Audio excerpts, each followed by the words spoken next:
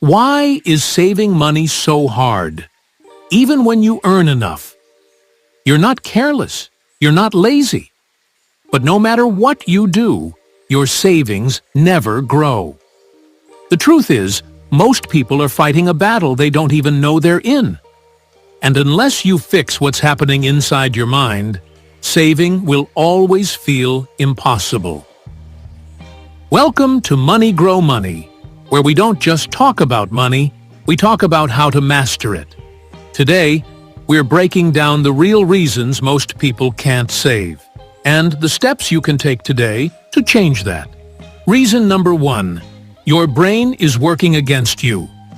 Let's face it, saving money is tough. Not because you're lazy or because you don't earn enough, but because your brain is literally not built for it. At its core, your brain is not designed to save for the future. It's designed to survive today. Think about our ancestors. Their number 1 priority wasn't to save or invest. It was to find food, stay safe, and seek shelter. Every decision was based on short-term survival, not long-term planning. This survival instinct still exists in your brain today, and it affects your financial behavior more than you realize. When you get a paycheck, your logical mind might say, "Let's save a portion of this for the future." But your emotional brain, the one wired for survival and pleasure, says, "You've worked hard. You deserve that new phone or a night out." That's because spending gives you an instant dopamine hit. It's a reward now. Your brain loves that. Saving, on the other hand, is like putting money into a black hole. You don't see the benefit immediately. You're making a sacrifice now in hopes of a reward months or years later. That's hard for your brain to process. Here's a perfect analogy. Saving money is like eating a healthy salad today to lose weight 6 months from now. Whereas spending is like eating a pizza right now. It feels good instantly. The payoff from saving is delayed, and our brains hate delayed rewards. This is also why impulse purchases are so common. You see something you like, and your brain shouts, "Get it now!" You convince yourself it's a small treat or a necessary expense. But what's really happening is your emotional brain overpowering your logical brain. It's a battle between now and later, and unless you train your brain, now usually wins. Let's go deeper. The brain has 2 main systems. 1. The prefrontal cortex, your logical thinking brain. It's responsible for planning, self-control, and long-term goals. 2. The limbic system, your emotional brain. It seeks pleasure, avoids pain, and reacts fast. When you're tired, stressed, or emotionally drained, your limbic system takes over. That's when financial discipline goes out the window, and you find yourself online shopping at midnight or eating out instead of cooking. But here's the good news. Your brain can be trained. Just like going to the gym builds physical strength, making small financial decisions every day, like automating savings or tracking your spending, builds mental discipline. Over time, your brain starts adjusting to delay gratification, and saving doesn't feel like punishment anymore. So next time you struggle to save, don't be too hard on yourself. It's not a personal failure, it's biology. But with awareness and consistent action, you can rewire your brain to work for your future, not just your present. Reason number 2, the income illusion. Many people believe this simple lie. I'll start saving once I earn more. At first glance, it sounds reasonable. If you're barely covering your bills now, then of course saving feels impossible. But here's the surprising truth. Earning more doesn't guarantee you'll save more. Why? Because as your income increases, your desires and expectations increase even faster. You tell yourself, now that I make more, I deserve better things. Better clothes, a nicer car, fancier dinners, the latest phone, a bigger apartment. And before you know it, you're spending just as much, if not more, than you used to. This is called lifestyle inflation, and it's the silent killer of wealth. Let's break it down. Imagine you used to earn $1,000 a month. You were managing somehow, paying bills, eating at home, maybe watching Netflix for entertainment. Then you get a raise and suddenly you're making $2,000. Logically, you could now save $500 or even more. But what happens? You upgrade. You move to a bigger place, dine out more often, subscribe to more streaming platforms, and start buying premium items. You're still living paycheck to paycheck, but just on a higher level. Here's the trap. What once felt like a luxury becomes your new normal. And that new normal always demands more. More money, more upgrades, more spending. You're chasing comfort, not freedom. And the more you chase, the harder it becomes to escape the cycle. This is the income illusion. The idea that more income equals more financial security. But the truth is, security doesn't come from what you earn. It comes from what you keep. Let's look at two people. Person A earns $10,000 a month but spends $9,800. Person B earns $5,000 a month and saves $1,000 consistently. Who is truly wealthier? Person B, because they're building savings, gaining control, and creating options for the future. Person A may look rich on the outside. Fancy clothes, new gadgets, expensive vacations, but they're living on the edge. One emergency, one job loss, and it all comes crashing down. So how do you fight lifestyle inflation? 1. Set a fixed savings percentage and treat it like a bill. Automate it. 2. Keep your lifestyle stable even as your income rises. Upgrade slowly and intentionally. 3. Remember your real goals. Freedom, peace of mind, financial independence. Not just the next shiny thing. It's okay to enjoy your income, but never at the cost of your future. Because wealth isn't about how much you make. It's about how long you could live if the income stopped today. And the only way to break the income illusion is to stop chasing status and start building security.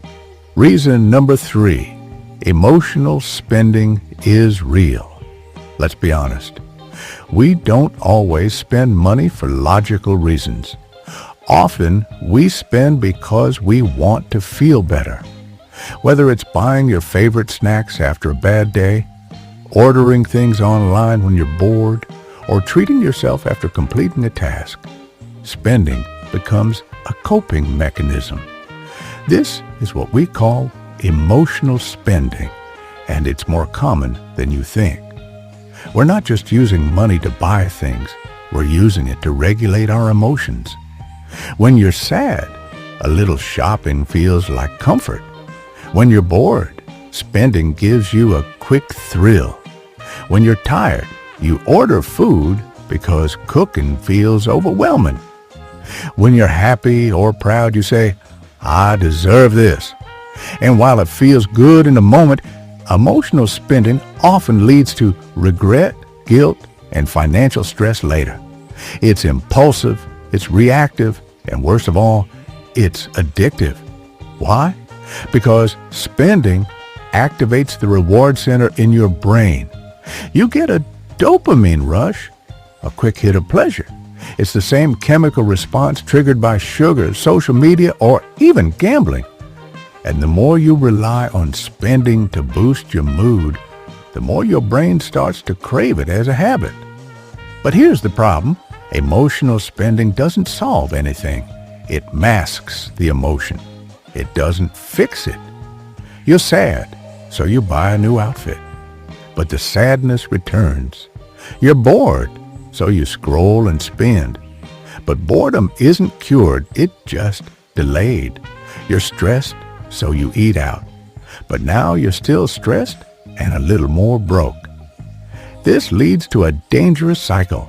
Trigger, spend, relief, guilt, repeat. So how do you break the pattern? It starts with awareness. You don't need to become emotionless. You need to recognize the emotion behind the expense. Next time you're about to spend impulsively, pause and ask yourself, am I buying this because I need it? or because I feel something? What emotion am I trying to avoid or soothe right now? Will this purchase help in the long term or just give temporary relief? If you're feeling low, try non-financial ways to cope. Journal your thoughts, go for a walk, call a friend, take a short nap. Listen to calming music. The goal isn't to stop enjoying your money. The goal is to spend intentionally, not emotionally. When you become more aware of your emotional triggers, you begin to take control. You stop letting your feelings decide your finances, and you start creating space between impulse and action. Because at the end of the day, you don't need more money to feel better. You need better awareness to make smarter choices. Reason number 4, social pressure and comparison. In today's world, social media isn't just entertainment. It's a powerful influence on how we think, feel, and most importantly, how we spend. Every time you open Instagram, TikTok, or YouTube, you're bombarded with images of people living what looks like their best lives.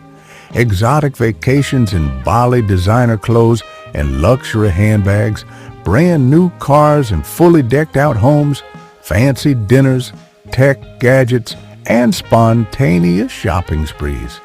And what happens inside your mind? You start comparing.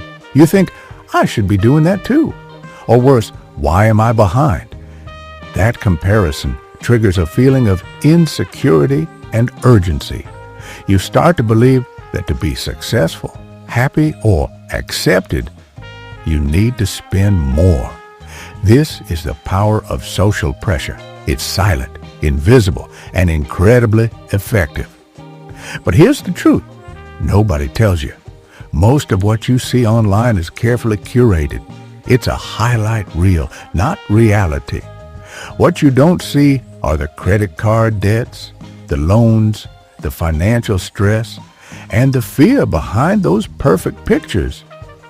Many people showcasing luxury lifestyles are living paycheck to paycheck or worse, borrowing money to keep up appearances. They're not rich. They're just really good at looking rich. And when you compare your real life to someone else's filtered version, you're playing a game you can't win. You're comparing your behind the scenes to someone else's best moments, and that's unfair to yourself. Here's what makes it even more dangerous. Trying to keep up leads to spending beyond your means. You buy clothes, gadgets, or experiences just to fit in, not because you need them or can afford them.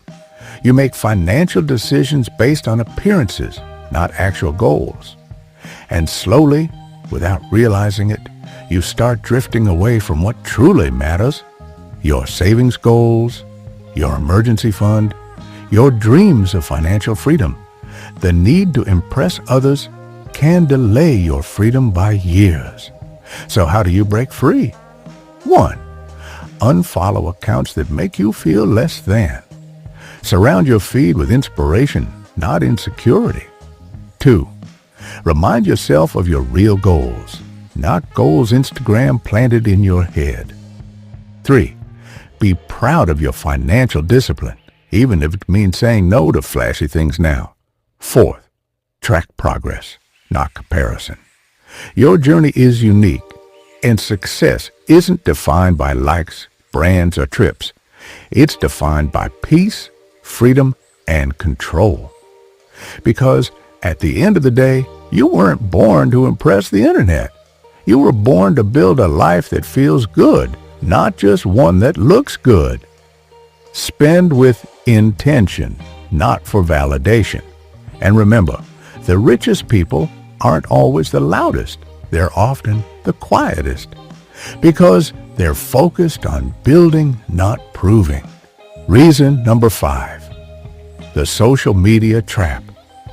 Let's face it, we live in a world where comparison is constant, and social media fuels it like never before. Every scroll shows you a life that seems better than yours.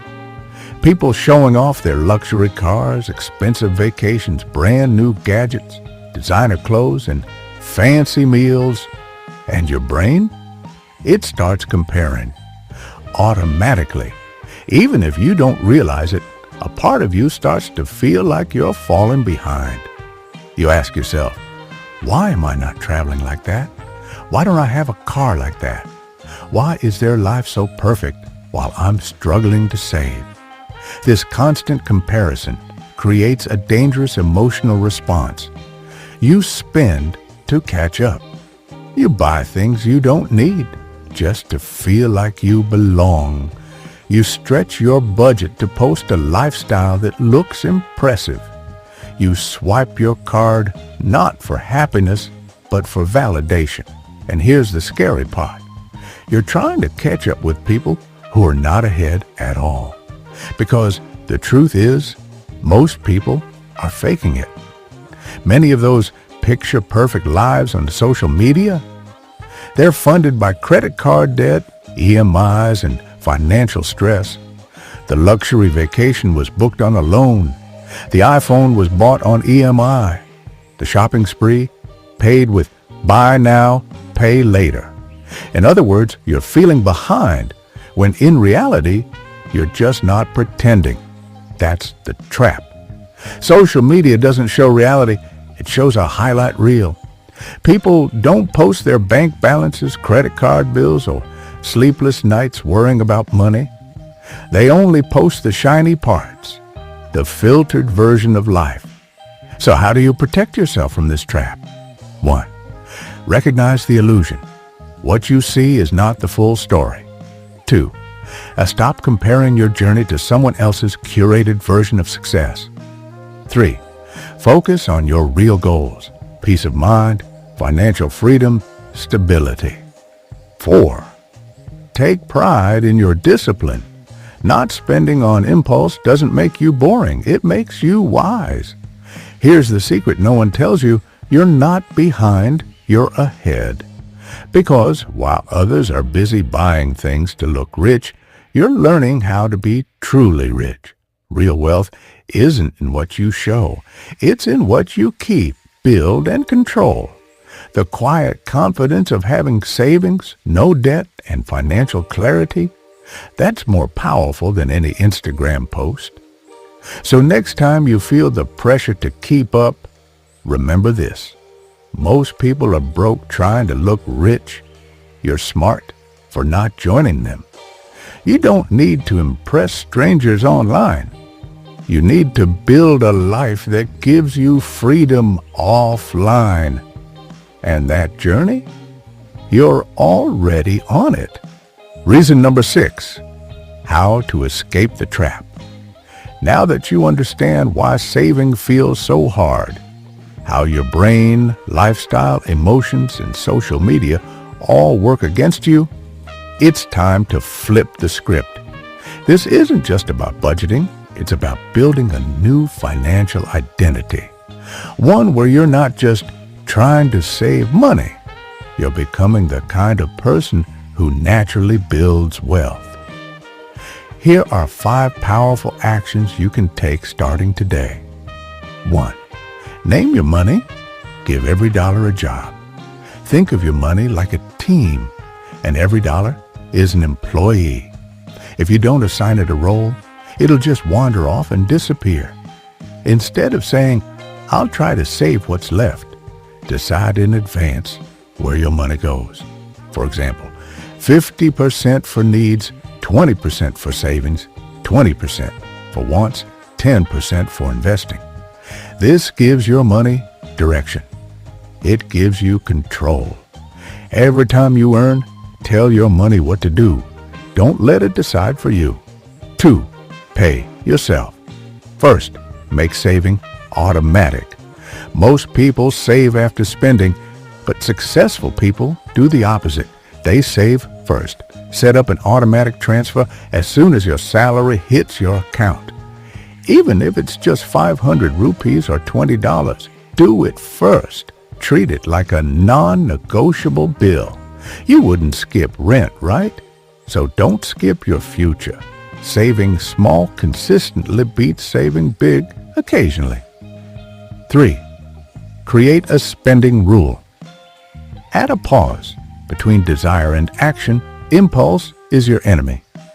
Here's a simple rule that works wonders. If something costs more than $50 or 2,000 rupees, wait 48 hours before buying it. This delay gives your brain time to cool down. Most of the time you'll realize you didn't really need it. By creating a gap between wanting and buying, you break the emotional habit loop and make more conscious choices. 4. Unfollow the noise. Protect your mindset. If your feed is full of influencers flaunting luxury lifestyles, it's time to hit unfollow. You're not weak for feeling tempted. You're human. So reduce the temptation. Unsubscribe from shopping apps. Turn off sale notifications. Surround yourself with content that inspires smart decisions, not impulsive ones. What you consume daily shapes your mindset. So choose content that supports your goals. 5th shift, your identity. Say, I'm a saver. This is the most powerful change of all. Stop saying, I'm trying to save. Start saying, I'm a person who saves. Your actions follow your identity. When you see yourself as a disciplined, thoughtful, wealth-building person, you'll act like one. Over time, this isn't just about tactics. It becomes who you are. Final thought. Escaping the financial trap is not a one-time act. It's a daily mindset shift. Each small decision builds the muscle. Each time you say no to impulse and yes to purpose, you're rewriting your money story. You're not just saving money. You're building confidence. You're building freedom. You're building a future. And that future starts now with you. If this made you think differently about money, hit that like button. If you're ready to grow financially and mentally, subscribe to Money Grow Money. We break down powerful money truths in simple ways so you can finally build the life you want. Because saving money isn't about what you lose. It's about everything you stand to gain.